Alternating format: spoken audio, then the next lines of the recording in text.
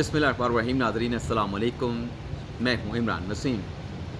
नाज़रीन, वैसे तो आज के दिन की ये बड़ी ख़बर थी कि सुप्रीम कोर्ट ने साबिक़ वज़ीर आज़म इमरान ख़ान को पेश होकर जो नैब तरमीम फ़ैसले के ख़िलाफ़ जो इंट्रा कोर्ट अपीलें हैं उसमें दलाइल देने की इजाज़त दे दी है। लेकिन नाज़रीन, ये जो दिन का दूसरा पहर है, दूसरा हिस्सा है, जिसमें आज एक बड़ी डेवलपमेंट हुई है कि जो बात की जाती थी कि अदलिया और जो एग्जेक्टिव है, जिसको हम इंतज़ामिया भी कहते हैं, इनके माबैन जो महाजराई है वो बढ़ चुकी है। तो बातें होती थी, किसी जानिब से एतराफ़ नहीं होता था, लेकिन आज ये जो महाजराई है, चाहे अदलिया हो चाहे इंतज़ामिया हो, जिसको हम एग्जेक्टिव कहते हैं, ये महाजराई आज वाज़ेह हो चुकी है, खुल के सामने आ गई है।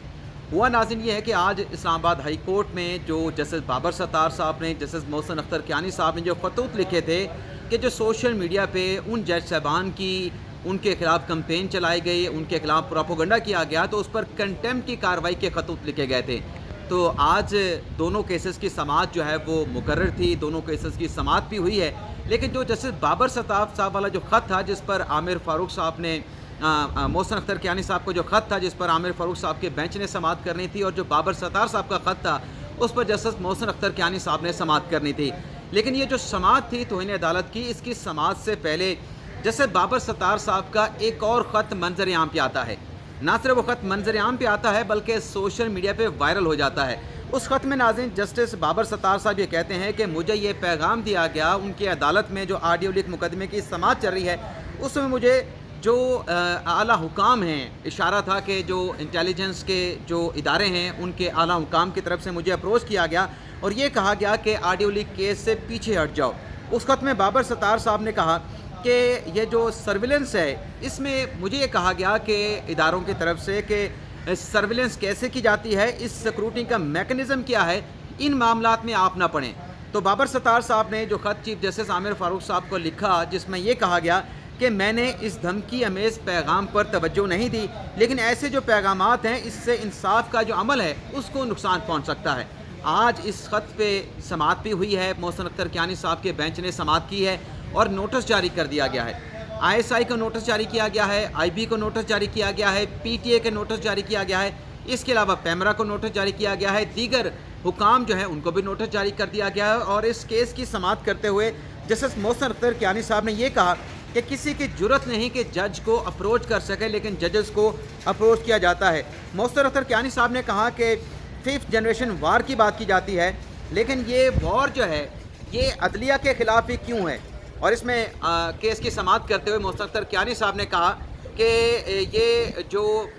क्लासीफाइड इंफॉर्मेशन जो थी जजेस की, ख़ास तौर पे बाबर सत्तार साहब की, कि वो कहाँ के नेशनल हैं, किसके पास ग्रीन कार्ड है और उनके क्या मामलात हैं, ये पब्लिक के ऊपर वायरल होना या इसका पब्लिक होना, इसका मतलब है या तो जो हमारे इदारे हैं जिनके पास ये सारी इन्फॉर्मेशन होती है, या तो उनका सिस्टम हैक हुआ है या फिर इन इदारों की जानिब से इस इन्फॉर्मेशन को जो है वो पब्लिक किया गया है। तो बाबर सत्तार साहब के इस लेटर के ऊपर मोहसिन अख्तर कियानी साहब ने कार्रवाई करते हुए कहा कि ये खुफिया मालूमात हैं, कैसे लीक हुई, इसमें हमने इदारों का जो किरदार है उसको हमने देखना है। कोई जज को अप्रोच करेगा तो हाई ऑफिस के ख़िलाफ़ कार्रवाई की जाएगी। तो ये जो जस्टिस बाबर सत्तार साहब का लेटर था, जिस पर आज इदारों को नोटिस जारी करके उनसे एक हफ़्ते में जस्टिस मोहसिन अख्तर कियानी साहब ने जवाब तलब कर लिया है। जस्टिस तारिक महमूद जहांगीरी साहब ने भी बड़े अहम रिमार्क्स दिए हैं। लेकिन जो दूसरा लेटर मोहसिन अख्तर कियानी साहब के अदालत से वाज़ेह हुआ है कि बाबर सत्तार साहब ने और लेटर लिखा है, उस ख़त के हवाले से जो हुकूमती वज़रा हैं, जिसमें आज़म नज़ीर तारड़ साहब हैं, अटॉर्नी जनरल हैं अतात तारड़ साहब हैं, उनकी तरफ से आज PTV के ज़रिए कुछ बयानात, वीडियो बयानात जारी किए, जिसमें ये कहा गया कि ये जो तासुर दिया जा रहा है, और उसमें मैं हैरान था कि ये सारा मलबा जो है हुकूमती वज़रा जो है मीडिया पे डालने की जो है वो जसारत कर रहे थे या कोशिश कर रहे थे कि मीडिया इस मामले को इस तरीके से ना उछाले। लेकिन उनकी तरफ से जो इस सारे मामले की कंट्राडिक्शन की गई या इस मामले के ऊपर मौक़िफ़ दिया गया, उसमें यह कहा गया कि जो बाबर सत्तार साहब का लेटर है जिसके ज़रिए ये कहा जा रहा है कि इदारे अदलिया के मामलात में मुदाखलत की जा रही है, तो ऐसा कोई राब्ता किसी जज के साथ नहीं किया गया। अटॉर्नी जनरल मंसूर उस्मान अवान साहब ने भी कहा और इसके साथ साथ आज़म नज़ीर तारड़ साहब ने भी कहा कि ये जो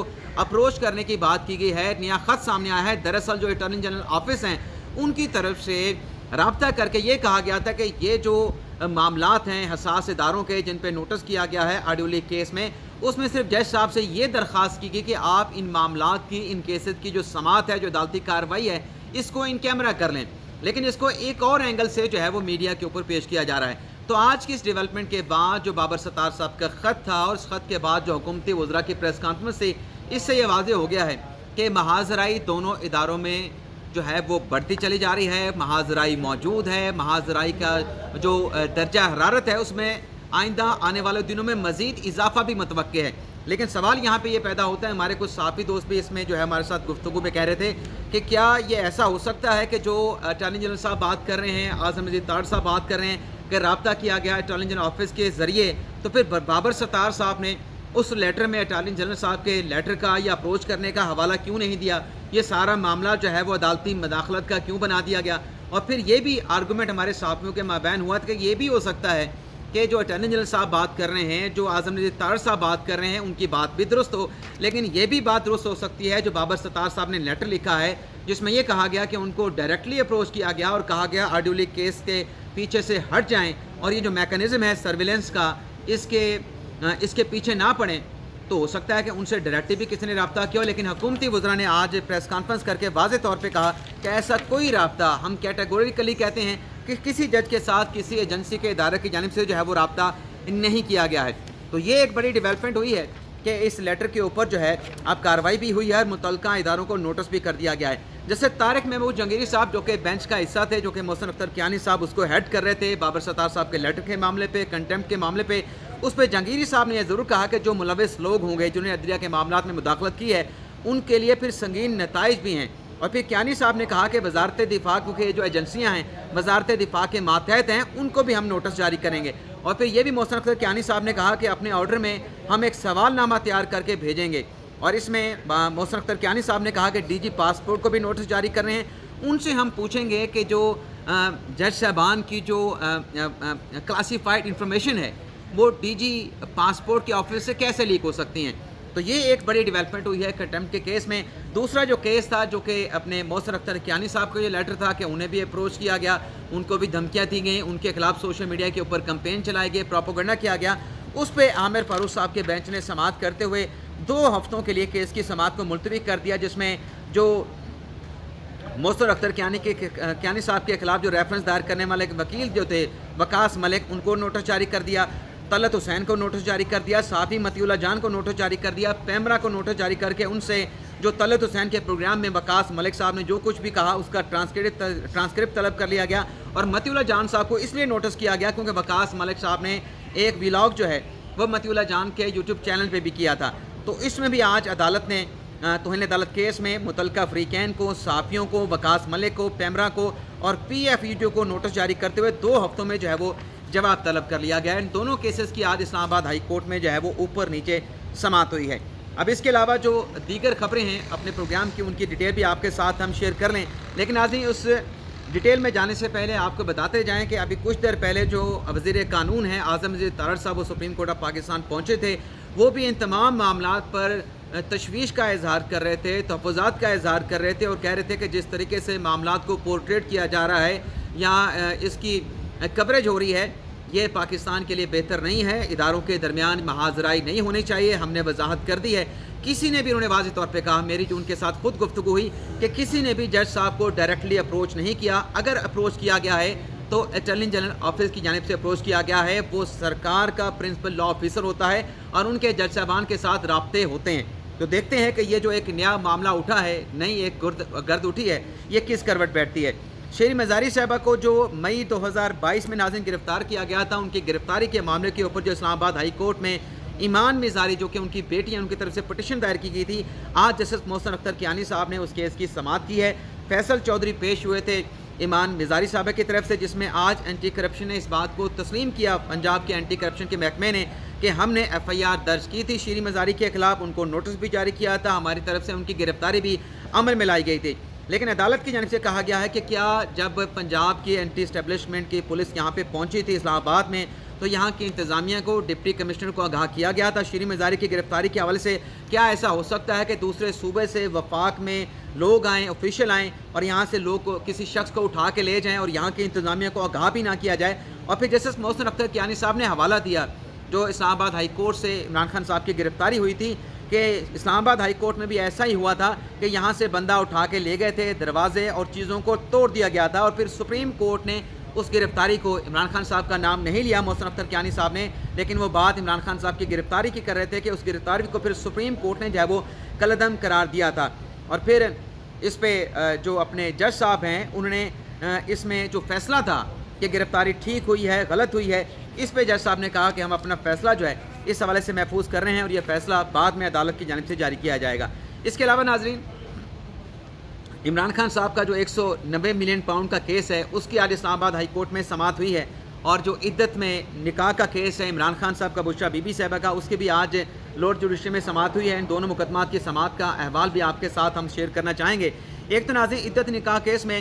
شاہ رخ انجمن صاحب ہیں جو اس کیس کی سماعت کر رہے ہیں۔ راجہ رضوان عباسی صاحب نے آج دلائل دینے تھے، ان کی طرف سے یہ دلائل میں کہا گیا خاور مانیکا کے وکیل کی طرف سے کہ پہلے یہ جو عدت میں نکاح کا کیس ہے یہ محمد حنیف نامی درخواست گزار عدالت کے سامنے لے کے آئے تھے، لیکن فرد جرم لگنے سے پہلے عمران خان اور بشرا بی بی پہ فرد جرم لگنے سے پہلے جو کیس تھا وہ محمد حنیف نے ٹیکنیکل بنیادوں پر واپس لے لیا تھا۔ راجہ رضوان عباسی نے کہا کہ اس عدالت میں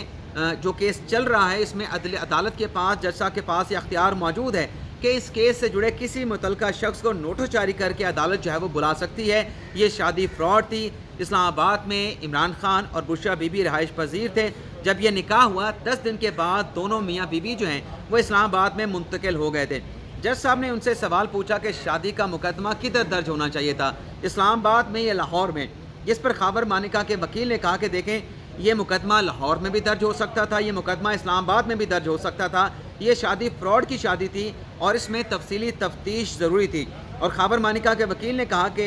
جو نکاح، جو طلاق ہوئی، اس طلاق کے نتیجے میں خاور مانیکا کا شرعی حق تھا کہ وہ دوبارہ اپنی اہلیہ بشرا بی بی صاحبہ سے رجوع کر سکتے تھے، لیکن اس شرعی حق سے خاور مانیکا کو محروم کیا گیا اور عدت کے دوران جو ہے عمران خان اور بشرا بی بی صاحبہ نے نکاح کر لیا۔ تو پھر جب جج صاحب نے ان سے کہا کہ آپ کتنی دیر میں اپنے دلائل کو مکمل کر لیں گے، تو خاور مانیکا کے وکیل راجہ رضوان عباسی نے کہا کہ مجھے دلائل دینے میں ابھی وقت لگے گا۔ تو جج صاحب نے کہا کہ ٹھیک ہے، پھر اس کیس کی سماعت کو کل تک ملتوی کر دیتے ہیں۔ تو عدت میں نکاح کا جو مقدمہ ہے اس کی سماعت کو کل تک ملتوی کر دیا گیا ہے۔ اپنے راجہ رضوان عباسی صاحب کل اپنے دلائل دیں گے، لیکن ان کے دلائل سے پہلے جو وکیل ہیں عمران خان صاحب بشرا بی بی صاحبہ کے سلمان اکرم راجہ، وہ دلائل دیں گے، اور ان کے دلائل کے بعد جو اختتامی دلائل ہوں گے وہ راجہ رضوان عباسی صاحب دیں گے۔ اس کے علاوہ ناظرین، جو 190 ملین پاؤنڈ کیس کی آج ضمانت کیس میں عمران خان صاحب کی سماعت ہوئی ہے اپیل پر اسلام آباد ہائی کورٹ میں، امجد پرویز صاحب نیب کے پروسیکیوٹر کے حیثیت سے پیش ہوئے اور عمران خان کی طرف سے لطیف کھوسہ صاحب پیش ہوئے۔ اس کیس میں آج جسٹس طارق محمود جنگیری صاحب نے نیب کے پروسیکیوٹر سے کہا کہ آپ سے ایک سوال کا جواب مانگا گیا، آپ دلائل دے رہے ہیں لیکن عدالت کے اس سوال کا جواب آپ کی طرف سے نہیں آ رہا۔ امجد پرویز نے کہا کہ میں کچھ پوائنٹس ہیں وہ پوائنٹس آپ کے سامنے پیش کروں گا، پھر آپ کا جو سوال ہے اس سوال کا جواب بھی عدالت کے سامنے رکھوں گا۔ امجد پرویز نے کہا کہ یونائٹڈ نیشن کا کنونشن ہے کہ جو کسی ملک سے لوٹی ہوئی رقم ہے کسی ملک میں پکڑی جاتی ہے تو اس متاثرہ ملک کو، اس ریاست کو وہ رقم دی جائے گی۔ چیف جسٹس عامر فاروق صاحب نے پوچھا کہ یہ جو آپ دلائل دے رہے ہیں کہ کرپشن کا پیسہ متاثرہ ریاست کو جائے گا، اس کا اس کیس کے ساتھ کیا تعلق ہے؟ اس پہ امجد پرویز نے کہا کہ عمران خان نے ملک ریاض کا جو پیسہ مشکوک ٹرانزیکشن پکڑی گئی تھی اس کا ملک ریاض کو فائدہ دیا، اور پھر وہ رقم جو ہے سپریم کورٹ کے اس اکاؤنٹ میں جمع کروا دی گئی جہاں ملک ریاض کے واجبات جمع ہونے تھے۔ یعنی وہ یہ کہہ رہے تھے کہ وہ پیسہ جو برطانیہ میں این سی اے نے پکڑا تھا، برطانیہ سے واپس لا کے ملک ریاض کو فائدہ پہنچاتے ہوئے ملک ریاض کی پاکٹ میں ڈال دیا گیا۔ جیسے طارق محمود جنگیری صاحب نے کہا کہ یہ جو آپ باتیں کر رہے ہیں کیا ان کے کوئی ڈاکومنٹس بھی موجود ہیں یا صرف آپ زبانی باتیں کر رہے ہیں؟ جو برطانیہ میں ملک ریاض کی فیملی کے اکاؤنٹس کی فریزنگ اور ڈی فریزنگ کے جو آرڈر ہیں، جو دستاویزات ہیں، وہ کہاں پہ ہیں؟ آپ جو بات کر رہے ہیں اس کے ڈاکومنٹس بھی آپ کے پاس ہونے چاہیے۔ عامر فاروق صاحب نے پھر امجد پرویز صاحب سے کہا کہ یہ میرے لیے بات بڑی حیران کن ہے کہ جو جج صاحب مائی لارڈ طارق محمود جنگیری صاحب آپ سے ایک سوال پوچھ رہے ہیں، وہ سوال بڑا سادہ ہے لیکن آپ اس سوال کا جواب نہیں دے رہے۔ تو امجد پرویز صاحب نے سوال کا یہ جواب دیا کہ یہ جو سپریم کورٹ میں جو پیسے آئے تھے ملک ریاض حسین کے جو جمع ہوئے تھے، وہ جب پیسے واپس کیے گئے تو سپریم کورٹ کے آرڈر میں کہا گیا تھا کہ یہ غیر قانونی رقم تھی جو کہ سپریم کورٹ کے اکاؤنٹ میں غلط جمع کروائی گئی۔ اور پھر امجد پرویز نے کہا کہ یہ منی لانڈرنگ کا اور کرائم پروسیڈ تھی جو کہ پیسہ سپریم کورٹ کے اکاؤنٹ میں جمع کروا دیا گیا۔ जहांगीरी साहब ने ये सवाल पूछा जज साहब ने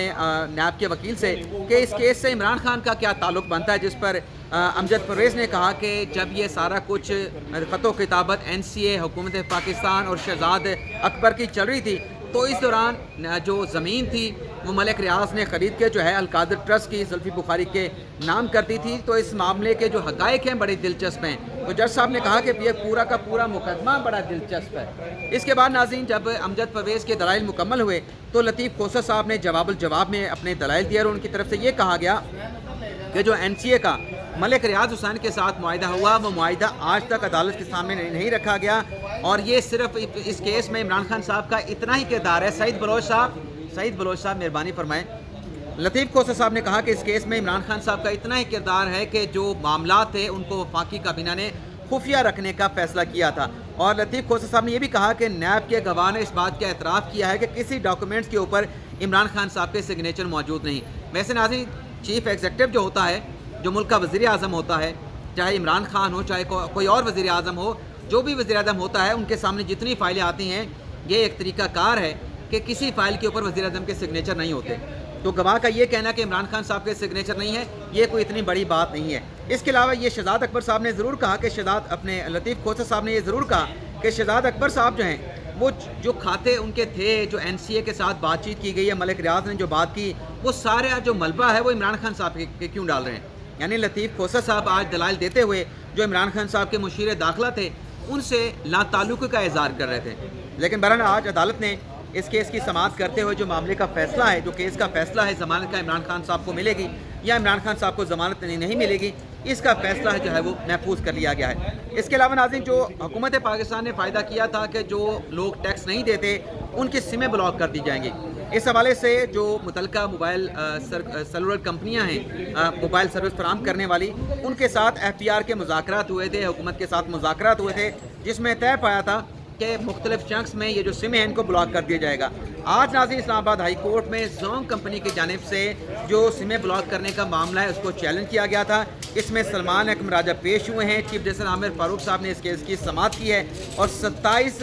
मई तक इस्लामाबाद हाई कोर्ट ने जो सिमों की ब्लॉक करने का मामला है इस पे सिमें ब्लॉक करने के मामले के ऊपर हुक्म इम्तना जारी कर दिया है। सलमान अकम राजा जो कि मोबाइल फ़ोन कंपनी जोंग की तरफ से पेश हुए थे, उनकी तरफ से ये कहा गया कि ये जो कार्रवाई की गई है और सिमें ब्लॉक करने का फ़ैसला किया गया है, ये एक फ़ैसला जो कॉन्स्टिट्यूशन में लिख दिया गया है कि आपको कोई भी कारोबार करने की मुकम्मल तौर पे आज़ादी है, उस आज़ादी के ख़िलाफ़ जो है ये फ़ैसला किया गया है सिमें ब्लॉक करने का। और इसमें यह कहा गया है कि आइन के बरखिलाफ़ आप आइन और बुनियादी हकूक़ के बरखिलाफ़ आप ना तो कोई कानून साजी कर सकते हैं ना कोई और फैसला कर सकते हैं। अगर इस फैसले को बरकरार रखा गया सिमें ब्लॉक करने का, तो जो मोबाइल सर्विस फराहम करने वाली कंपनियां हैं उन्हें 100 करोड़ रुपए का नुकसान होगा। अच्छा, मुल्क को अरबों रुपए का बेशक नुकसान हो जाए, लेकिन मोबाइल फ़ोन कंपनियों को अपना 100 करोड़ प्यारा है। लेकिन बहरहाल आज इस्लामाबाद हाई कोर्ट ने इस पर नोटिस जारी करके 27 मई तक हुकूमत पाकिस्तान से जवाब तलब कर लिया है। इजाज़त चाहते हैं नाज़रीन, अल्लाह हाफ़िज़।